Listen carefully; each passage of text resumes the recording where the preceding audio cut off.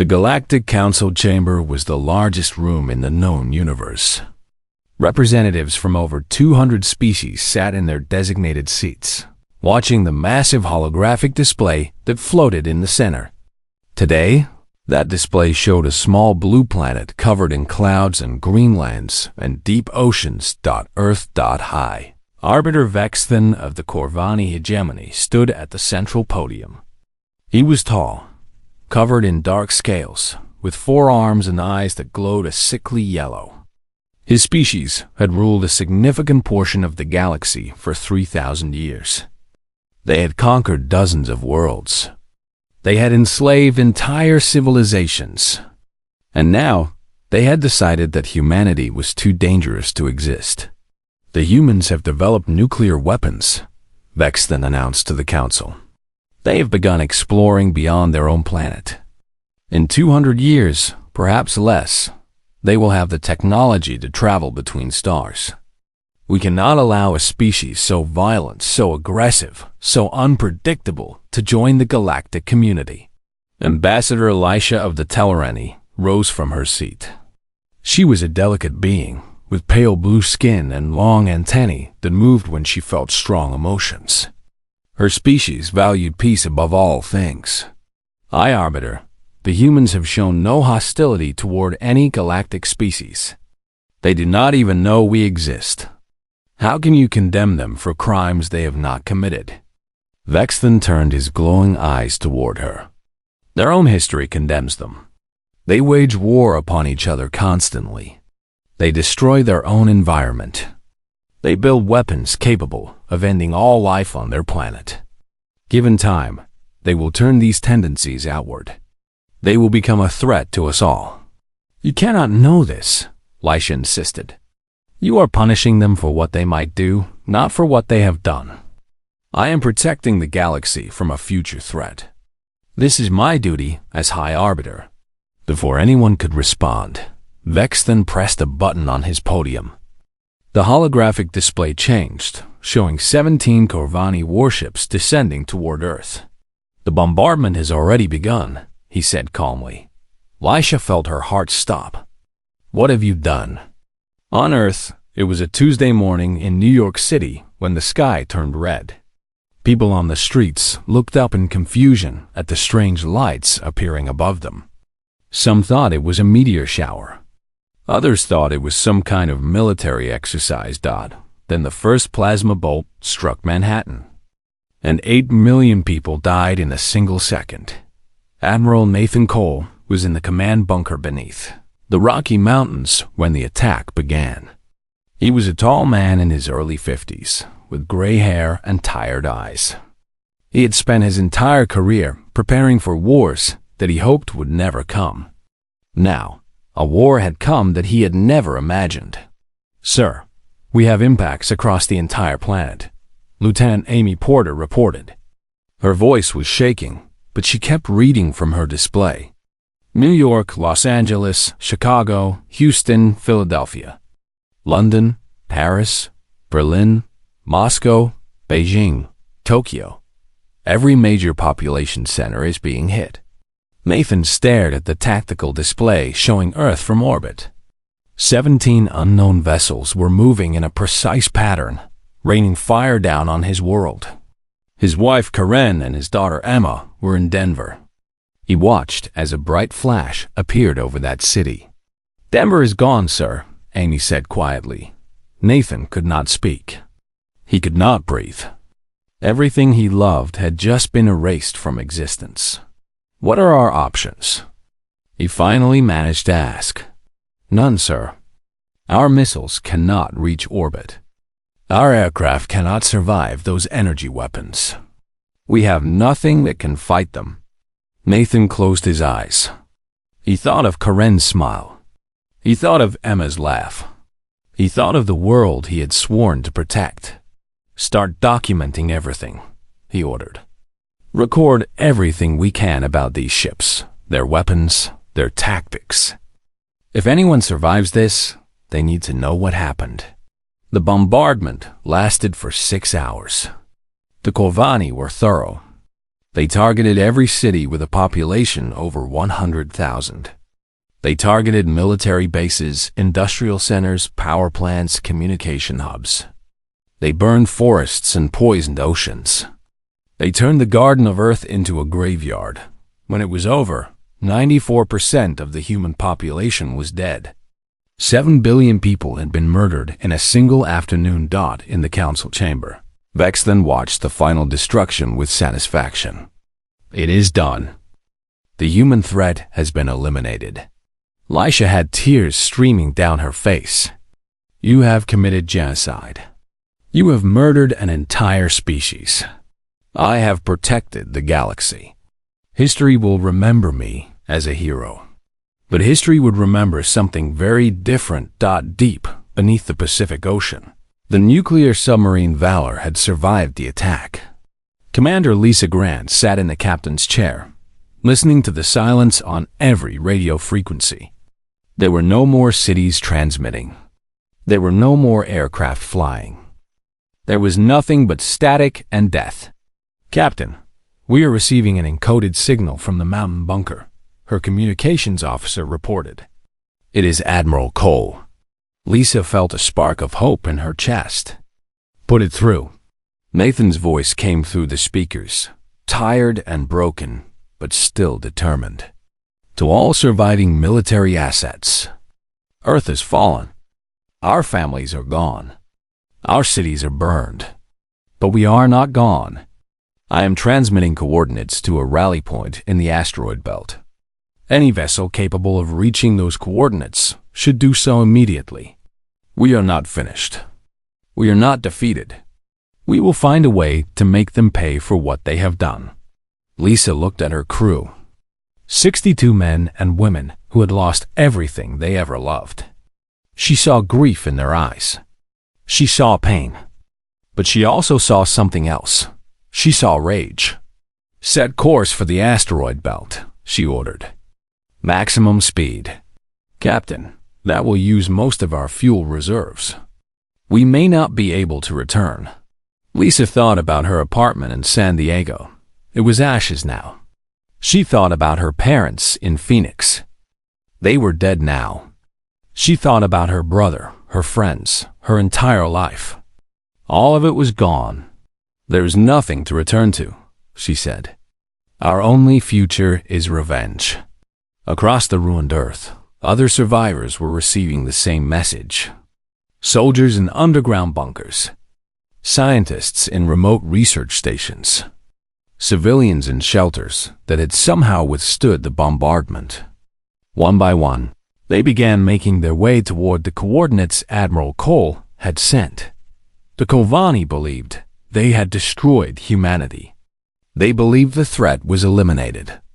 They moved on to other concerns, leaving only a small garrison fleet to monitor the dead system. They had made a terrible mistake. Humanity was not dead. Humanity was angry. And humanity was about to teach the galaxy a lesson that would never be forgotten. In the darkness of space, the survivors gathered. They mourned their dead. They treated their wounds. They looked at the burned remains of their homeworld and made a promise to everyone they had lost. We will not forget. We will not forgive. And we will not stop until justice is done. The fall of Earth was not the end of humanity. It was the beginning of something far more dangerous. 3 months passed since the burning of Earth. The Galactic Council had moved on to other matters. The Kovani hegemony celebrated their victory and began planning new conquests. High Arbiter Vex then received awards and honors for his decisive action against the human threat. Nobody talked about Earth anymore. It was just another dead world in a galaxy full of dead worlds. But in the cold darkness of the asteroid belt, something was happening that the galaxy did not know about. Admiral Nathan Cole stood in the command center of Sanctuary, a hollowed-out asteroid that had become the last home of the human species. 347 survivors had gathered here over the past 3 months. They came from submarines, from bunkers, from research stations, from a colony ship that had been on a test flight when the attack happened. 347 people. That was all that remained of a species that once numbered 7 billion. Nathan looked older now. His hair had gone completely white. There were deep lines on his face that had not been there before. He had not slept more than 4 hours a night since watching his wife and daughter die. But his eyes were sharp, and his mind was focused on one thing only: revenge. "Show them what we have built," he said to Commander Amy Porter. Amy pressed a button, and a holographic display appeared in the center of the room. The survivors gathered closer, looking at the images with a mixture of hope and hunger. 2 weeks after the attack, we recovered a crashed Corvani scout ship from the surface of Mars, Amy explained. The pilot had made an error during the bombardment and hit an asteroid that threw him off course. His ship was damaged, but mostly intact. The display showed the alien vessel, strange and angular, covered in markings that no human could read. "Our engineers have spent the past 3 months taking this ship apart and studying every piece of it," Amy continued. "We have learned their language. We have learned their technology. And most importantly, we have learned their weaknesses." She changed the display to show a diagram of Corvani shield technology. Their shields are designed to absorb and deflect energy weapons. Plasma, lasers, particle beams. These are the weapons that every species in the galaxy uses. But their shields are almost useless against kinetic weapons. Simple objects moving at high speed can pass right through. A man named Daniel Hayes raised his hand. He had been an engineer on the colony ship before the attack. His wife had been pregnant with their first child. She had been in Chicago when it burned. "So we hit them with bullets?" he asked.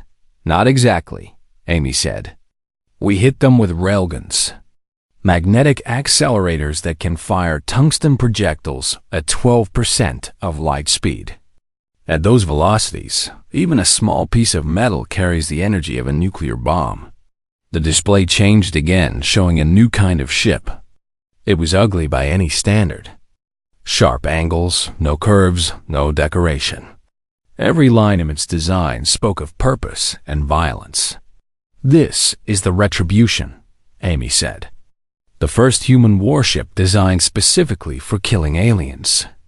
We have built 12 of these vessels using materials salvaged from the asteroid belt and technology stolen from the Corvani Scout." Nathan stepped forward. "We have also developed stealth systems that exploit gaps in their sensor technology. The Corvani scan for power signatures and heat emissions. We have learned to hide both. Our ships can get close to them before they even know we are there."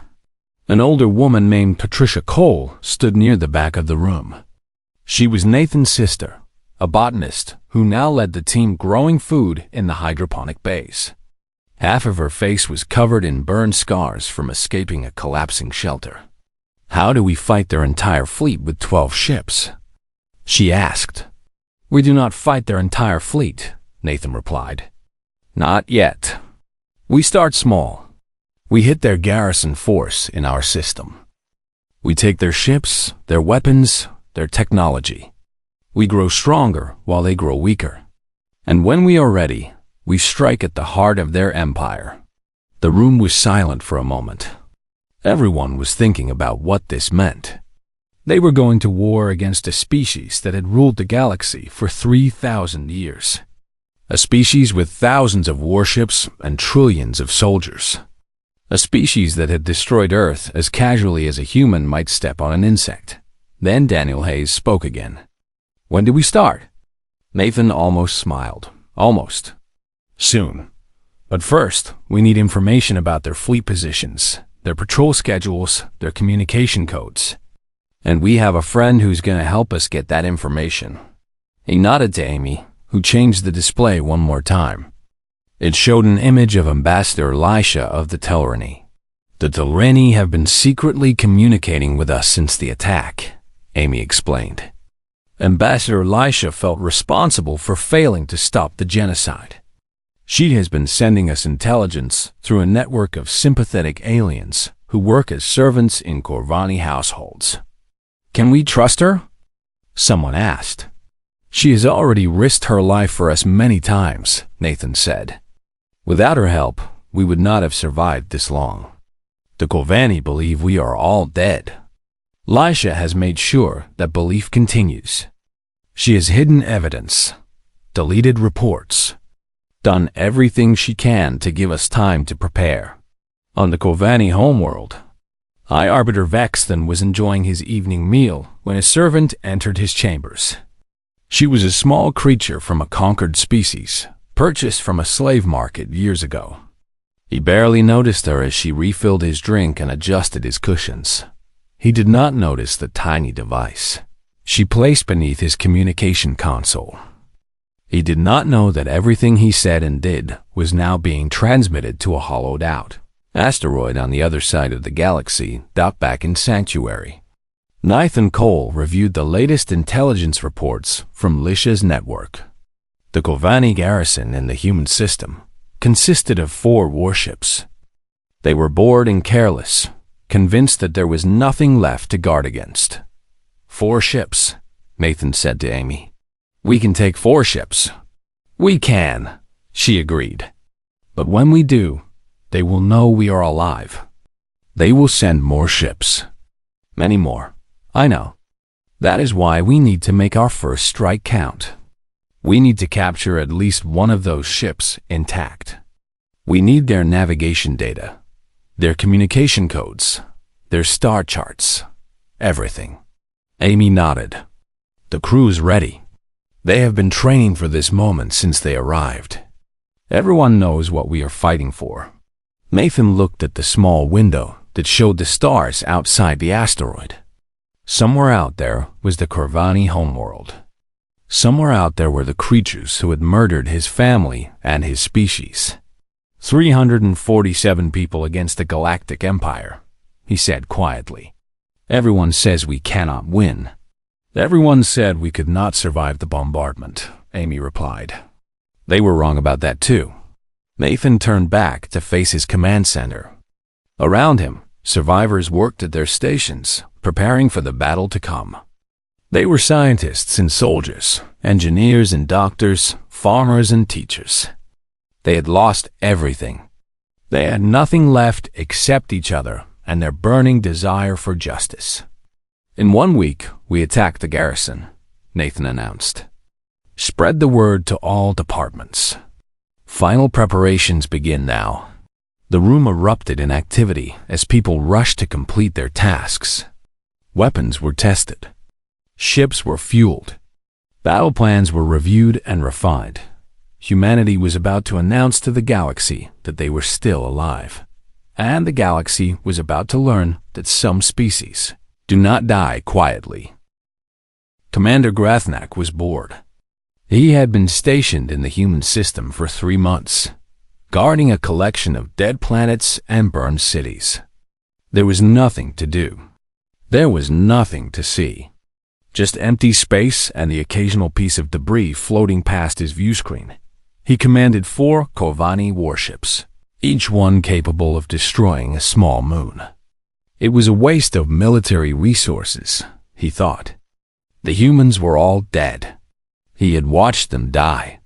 There was no reason to keep 4 valuable ships in this worthless system, but orders were orders. High Arbiter Vex then wanted the system monitored for another year, just to make sure no humans had escaped. Grathnak thought this was paranoid nonsense. No species could survive that kind of bombardment. The humans were extinct, and he was stuck watching their grave. Commander, I am detecting some strange readings from the asteroid belt, his sensor officer reported. Grathnak sighed. What kind of readings? Heat signatures. Very faint. They appear and disappear randomly. It is probably volcanic activity from one of the asteroids, or debris from the attack heating up in the sunlight. Ignore it. The sensor officer hesitated. Sir, the pattern seems too regular to be natural. I said ignore it. There is nothing alive in this system except us. Grathnak returned to his private quarters to finish his meal. He did not see his sensor officer frown at the display. He did not see the heat signatures slowly moving closer to the Corvani formation. Admiral Nathan Cole sat in the command chair of the Retribution, watching the enemy vessels on his tactical display. 4 ships, arranged in a loose formation, clearly not expecting any threat. Their shields were at minimum power. Their weapons were not charged. Their crews were probably sleeping or playing games. All ships report ready. Commander Amy Porter announced from her station beside him. Stealth systems? Operating at full capacity. They have not detected us. Nathan looked at the display one more time. In a few minutes, he would give the order that would change everything. Once they attacked, there was no going back. The Corvani would know that humans had survived. They would send their entire fleet to finish the extermination, but there was no other choice. Humanity could not hide forever. Eventually, they would be discovered. Better to strike first, to take the initiative, to show the galaxy the humans were not easy prey. All vessels, this is Admiral Cole, Nathan said into the communication system. You all know why we are here. You all know what we have lost. 3 months ago, these creatures burned our world and murdered our families. They thought they had destroyed us. They were wrong. He paused, looking at the faces of his brig's crew. Young men and women who should have been living normal lives on Earth. Instead, they were soldiers in a war for survival. Today, we teach them their mistake. Today, we begin the long journey toward justice. Fire on my command. On the Retribution and 11 other human vessels, weapon systems hummed to life. Railguns charged. Missiles armed. Targeting computers locked onto the 4 Corvani warships. All weapons ready. Amy reported. Nathan took a deep breath. Fire. The void of space lit up with death. 12 streams of tungsten. Projectiles crossed the distance between the human fleet and the Corvani formation in less than a second. Moving at 36,000 kilometers per second, each projectile carried enough kinetic energy to crack open a mountain. The lead Corvani warship was hit by 17 projectiles simultaneously. Its shields, designed to deflect energy weapons, could not stop solid matter moving at such speeds. The projectiles tore through the hull like bullets through paper, rupturing reactors and igniting fuel stores. The ship exploded in a brilliant flash of light. Grathnak was thrown from his seat as his vessel shook violently. Alarms screamed from every console. Officers shouted in confusion and terror. What is happening? He roared. We are under attack. The lead ship is destroyed. Unknown weapons, unknown origin. That is impossible. There is nothing in this system. Another explosion rocked the ship. Grathnak pulled himself to the main view screen and saw something he could not believe. Small, angular vessels were emerging from the darkness, firing weapons that his tactical computers could not identify. Human ships, he whispered. They built ships. His tactical officer was screaming numbers at him. 3 more impacts on our hull. Shields are failing. Engine room reports critical damage. Return fire. Destroy them. The Corvani warships finally began to respond. Plasma cannons charged and fired, sending bolts of superheated energy toward the human formation. But the human ships were fast and small, dancing through the plasma fire like insects avoiding a swatter. Commander Amy Porter gripped her console as the Retribution rolled hard to avoid a plasma bolt. All ships maintain attack pattern. Focus fire on the second target. Enemy shields are adapting, her tactical officer warned. They are trying to reconfigure for kinetic impacts. Then we hit them before they finish. Launch missiles. 37 nuclear missiles streaked from the human fleet toward the remaining Corvani ships. The aliens had point defense systems, but those systems were designed to intercept slow-moving energy projectiles, not physical missiles traveling at high speed. Most of the missiles got through. The second Kovanni warship vanished in nuclear fire. The third lost its engine section and began drifting helplessly. The fourth, Grathnak's flagship, was crippled but still fighting. "Concentrate all fire on that last ship," Nathan ordered. "I want it disabled, not destroyed. We need its data cores." The human fleet swarmed around the wounded flagship like wolves around a dying animal. Railgun rounds tore away weapon emplacements and sensor arrays. The Kovanni vessel could no longer fight back, but it was still intact. "Enemy ship is completely disabled," Amy reported. "No power signatures. They are dead in space." "Boarding teams, prepare for deployment," Nathan said. 20 minutes later, human soldiers walked the corridors of a Kovanni warship for the first time. They found survivors hiding in compartments, cowering from the creatures they had tried to exterminate. Nathan gave orders to treat them humanely, to gather them in one location and guard them. "We are not like them," he told his soldiers. "We do not murder helpless prisoners." In the ship's command center, technicians worked to extract data from the central computer. Navigation charts, fleet positions, communication codes, everything the humans needed to plan their next move. Grathnak was brought before Admiral Cole in chains. The Kovanni commander looked at the human with disbelief in his glowing eyes. "How?" he demanded. "We destroyed you. We killed all of you." Nathan looked at the alien who had helped murder his species.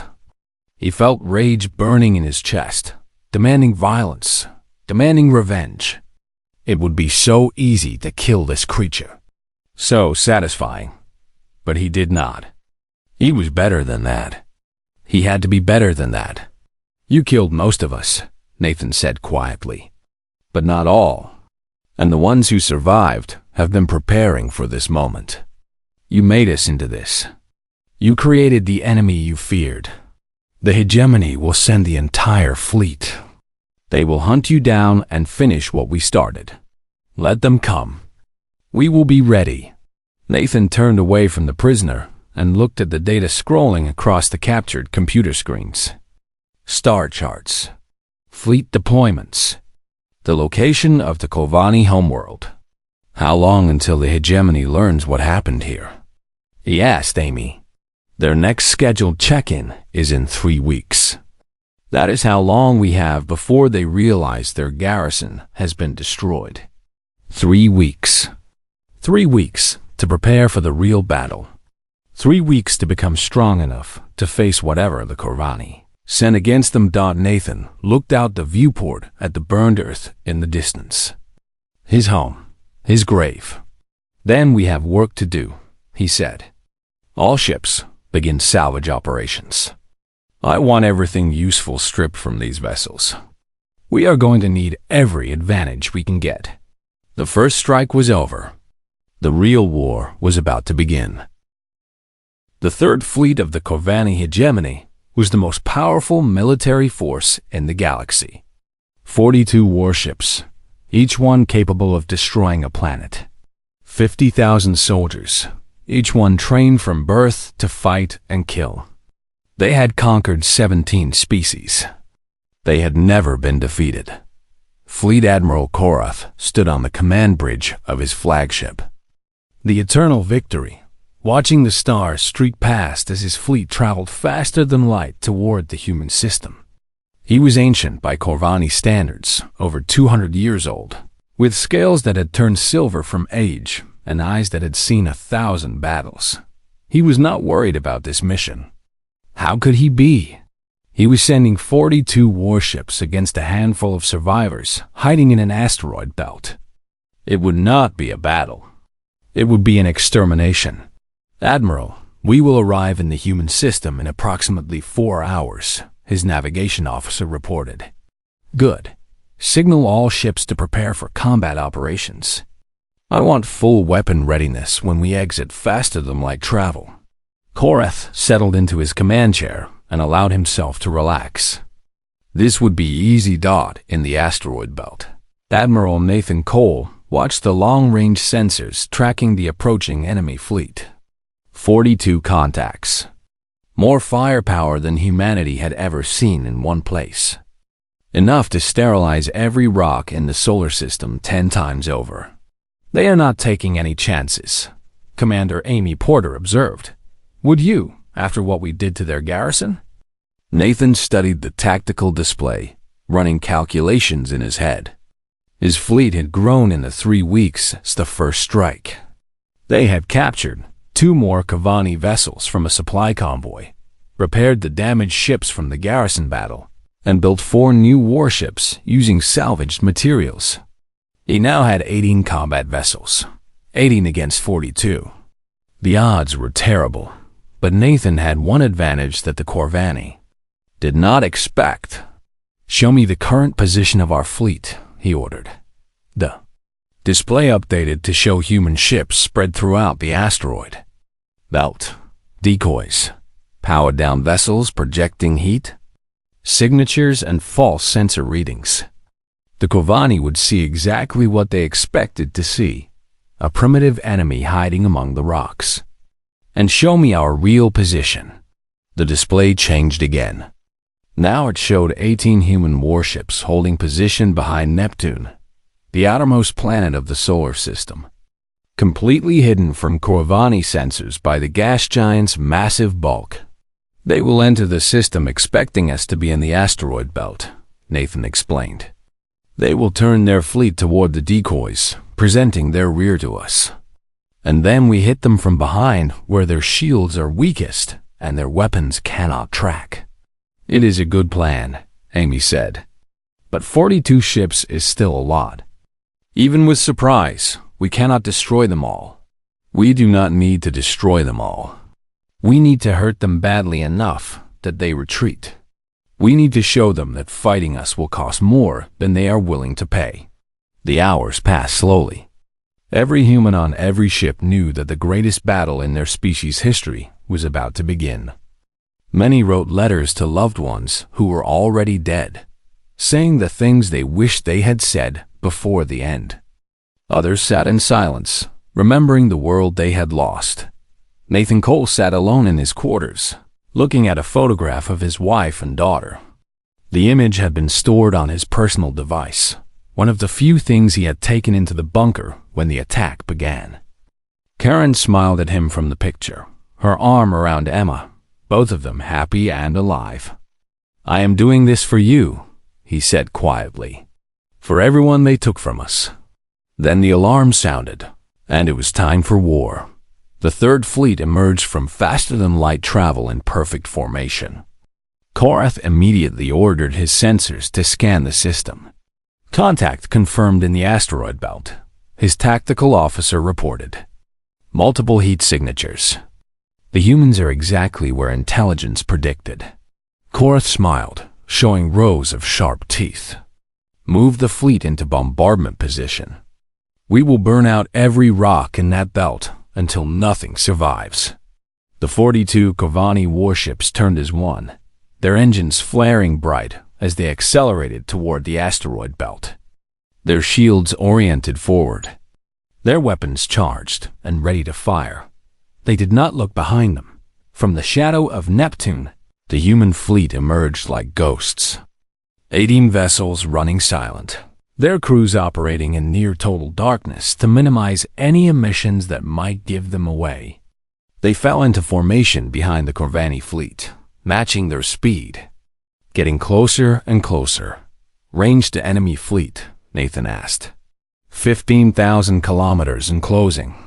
Hold fire until we are at 10,000. I want every shot to count." The bridge was silent, except for the hum of equipment and the quiet breathing of the crew. Every person knew that they were moments away from either victory or death. There was no middle ground. 12,000 kilometers. 11,000. 10,000. "All ships," Nathan said calmly. "Fire." The darkness behind the Corvani fleet erupted with light and death. Railgun projectiles and nuclear missiles slammed into the unprotected rear of the enemy formation. 8 warships were destroyed in the first volley, their engines and reactors torn apart by kinetic impacts.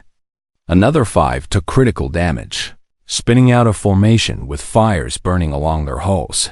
Korath was thrown from his command chair as his ship shook violently. What is happening? Attack from behind. Enemy vessels emerging from the outer system. Impossible. Our sensors showed nothing there. They were hiding behind the planet Admiral. They were waiting for us. Korath felt something he had not felt in 50 years of warfare. Fear. These primitive humans had outsmarted him. They had predicted his movements and prepared a trap. All ships, turn and engage. Destroy them. The Kovani fleet began the slow process of reversing course. 42 ships had become 29, and more were taking damage every second as human weapons continued to fire. It was chaos. Ships collided with each other trying to turn. Debris from destroyed vessels blocked firing solutions. Commanders screamed conflicting orders. Nathan watched the enemy formation fall apart and felt grim satisfaction. All ships maintain attack pattern. Focus fire on their command vessels. Take out their leadership. The Retribution dove into the midst of the battle, its railguns firing continuously. Amy Porter gripped her console as the ship rolled and dodged through a storm of plasma fire. 2 more enemy kills confirmed, but they are starting to organize. Plasma batteries coming online. Evasive maneuvers. Do not let them lock on. The battle raged for hours. The humans used their superior speed and maneuverability to stay one step ahead of the Corvani weapons. They darted in close, fired devastating volleys, and retreated before the enemy could respond. It was not elegant warfare. It was brutal, bloody, and desperate. But it was working. 4 human ships were destroyed. 2 more were badly damaged. Over 200 humans died in explosions and decompression and fire. But for every human ship lost, 4 Kovani vessels were destroyed. Admiral Korath watched his fleet dying around him and made a decision he had never made before in his long career. All ships, retreat, he ordered. Fall back to the system edge and prepare for faster-than-light jump. His officers stared at him in disbelief. The Kovani did not retreat. They did not surrender. They did not lose. Admiral, if we retreat, we lose the system. We lose the war. If we stay, we lose the fleet. And without the fleet, the hegemony is defenseless. Sound the retreat. The surviving Corvani ships broke off their attack and fled toward the outer system. Nathan watched them go. Too exhausted to pursue, too depleted of ammunition to continue fighting. Let them run, he said. We have won this day. The bridge crew began to cheer, but Nathan held up his hand for silence. We have won a battle, not the war. They will be back with more ships, more weapons, more soldiers. We need to be ready. He looked at the tactical display showing the wreckage of the 3rd Fleet scattered across the solar system. 31 Corvani warships destroyed or captured. The greatest military defeat in the history of the hegemony. And now Nathan had the navigation data to find their homeworld. Set course for Sanctuary, he ordered. We need to repair our ships and plan our next move. The human fleet turned away from the battlefield, leaving behind the burning debris of an empire's pride. They had won against impossible odds. They had proven that humanity would not die quietly. Now it was time to take the war to the enemy's doorstep. The Galactic Council chamber erupted in chaos when the news arrived. The 3rd Fleet destroyed. 31 warships lost. Fleet Admiral Korath in disgrace. And the humans, the species that was supposed to be extinct, were now stronger than ever. High Arbiter Vex then stood at the podium, his scales pale with fear, his 4 arms trembling. For the first time in his long political career, he had no idea what to say. This is your fault, Ambassador Elisha of the Tellerani said, her voice cold with contempt. You created this. You burned their world, murdered their children, and thought they would simply disappear. Now they are coming for you, and you deserve everything that happens next. They are animals. Vex then screamed. They should have accepted their fate. This is not how civilized species behave. You lecture us about civilized behavior? After committing genocide? The humans learned their behavior from you, High Arbiter. They are simply returning what you gave them. The council dissolved into arguments and accusations. Some species demanded that the Corvani deal with the human threat alone. Others wanted to negotiate with the survivors. A few quietly began making plans to distance themselves from the hegemony before the humans arrived at their doorsteps. Nobody noticed when Ambassador Elacius slipped out of the chamber and sent an encrypted message toward the human system. 1 month later, a fleet of 37 human vessels emerged from faster-than-light travel at the edge of the Corvani. Home System. Admiral Nathan Cole stood on the bridge of the Retribution, looking at the alien world on his view screen. It was larger than Earth, covered in purple oceans and brown continents, orbited by 3 moons and dozens of space stations. 12 billion Corvani lived on that planet. 12 billion members of the species that had murdered his family, and his world. His hand rested on a button at his command chair. One press of that button would activate the weapon in his cargo hold. A device built from stolen alien technology and human desperation. It could ignite a planet's atmosphere, turning the entire world into a ball of fire. He could do to them exactly what they had done to Earth. Commander Amy Porter watched him carefully. She knew what he was thinking. Everyone on the bridge knew what he was thinking. "Sir," she said quietly, "the weapon is ready." Nathan did not respond. He stared at the planet, thinking about Karan and Emma, thinking about the billions of humans who had died screaming as fire rained from the sky. Those creatures down there had done this. They had chosen to murder an entire species. They deserved to burn, but did the children deserve it? Did the farmers and teachers and artists who had nothing to do with the decision to attack Earth deserve it?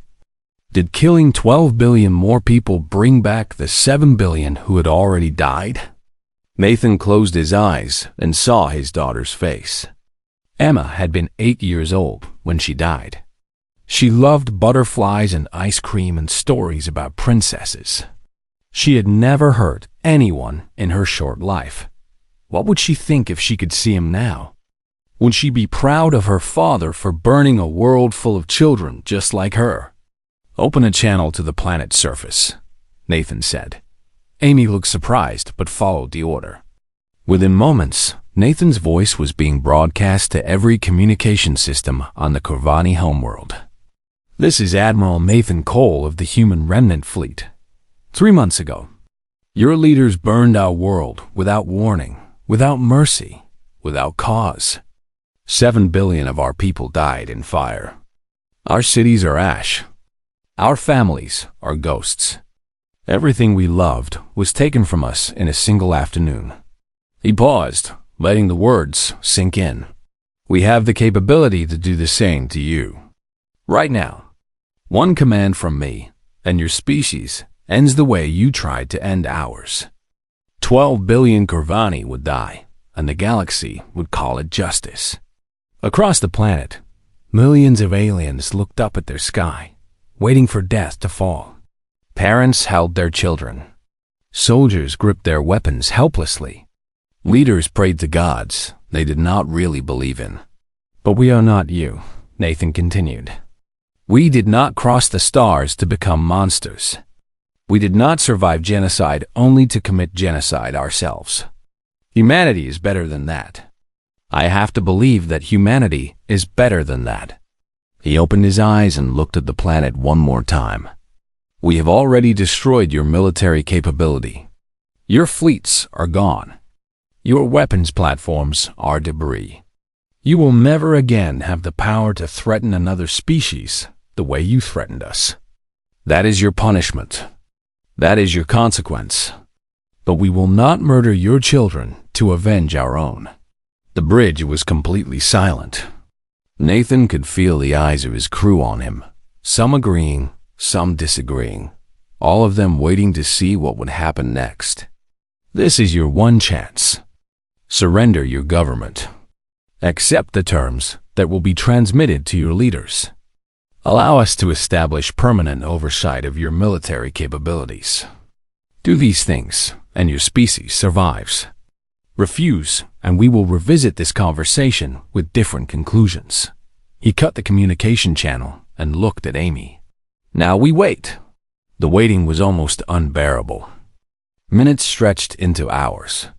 Reports came in of Corvani ground-based weapons charging, of defense platforms activating, of military units mobilizing. Nathan's finger hovered over the button that would end everything. "If they fire on us, we fire back," he said. "Make sure everyone understands that." "They understand, sir." 17 hours after Nathan's broadcast, a transmission came from the Corvani homeworld. High Arbiter Vex then appeared on the view screen, his scales gray with stress, his eyes dim with defeat. "We accept your terms," he said. The words seemed to cause him physical pain. "The Corvani hegemony surrenders unconditionally to the human remnant fleet." Nathan felt something release in his chest. He had not realized how tightly he had been holding himself until that moment. It was over. It was finally over. "Your surrender is accepted," he replied. "Deactivate all weapons and prepare to receive our inspection teams. Any act of resistance will be met with immediate and overwhelming force." He cut the channel and turned to face his crew. Men and women who had lost everything were looking at him with tears in their eyes. They had won. Against all odds, against an empire that had ruled the galaxy for 3,000 years. They had won. "We did it," Amy said, her voice barely above a whisper. "We actually did it." Nathan nodded slowly. "We survived. We fought back. And we proved that we are not the monsters they tried to make us."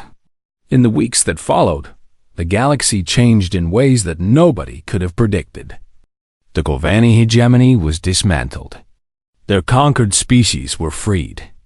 Their weapons were destroyed under human supervision.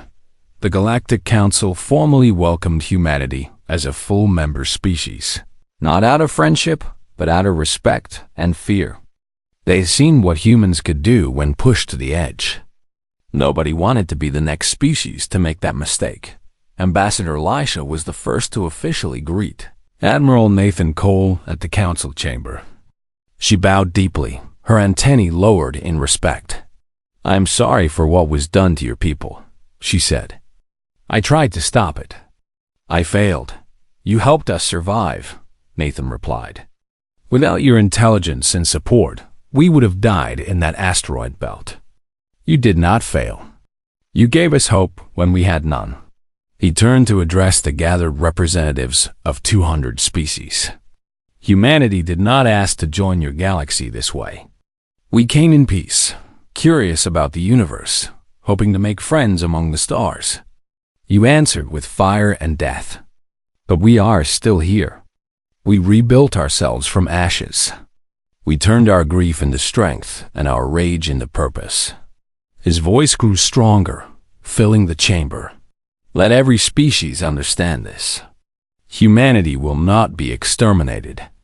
Humanity will not be conquered. Humanity will not be forgotten. We are survivors. We are fighters. We are stubborn and angry and determined.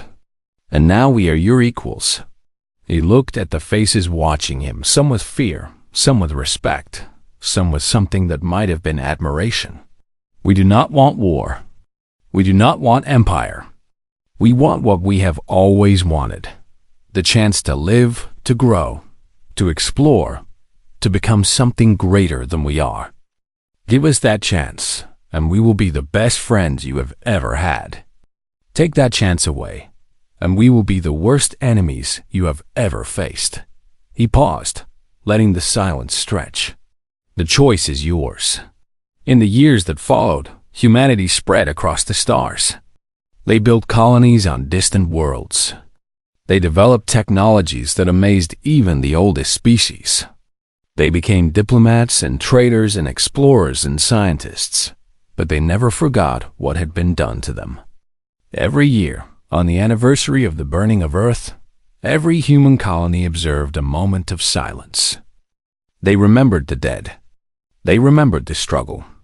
They remembered why they had survived, not for power, not for revenge, not for glory, for each other, for the future, for the chance to prove that even in the darkest moments, humanity could choose to be better than its enemies.